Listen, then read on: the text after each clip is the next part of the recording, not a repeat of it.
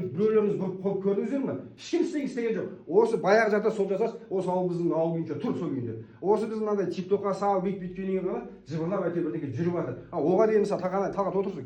Бір ауылға кетіп бірдеңе істеп көрдіңдер ме? Асфальт салдыңдар, асфальт айтып едім, ой бағлан ол анандай спонсор дедіңдер. Су айтып едім, мынандай спонсор дедіңдер. Сонда мен айттым саған, сен бізге өңге қайда қалған спонсорды алып берсің талғат деп өткенде айттым саған жиналыс болған кезде.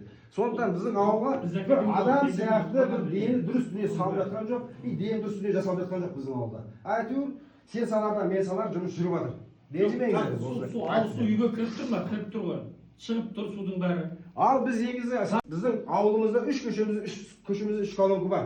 Көшемізде асфальт керек, біздің көшемізде жарық керек. Біз ішінен су сұраған жоқпыз. Ал су салдыңыз, су қойып бердіңіздер.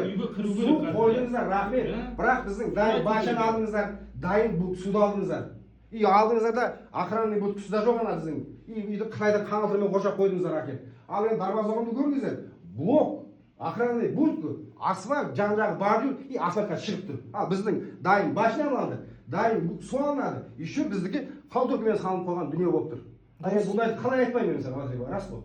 Өтірік болса айт, бағлан осы жерде өтірік сөйлеп отырсыз деп. Көрдіңіз бе? Біздің дайын су кетті. Ол ата бабамыздан қалған колонка болған ол.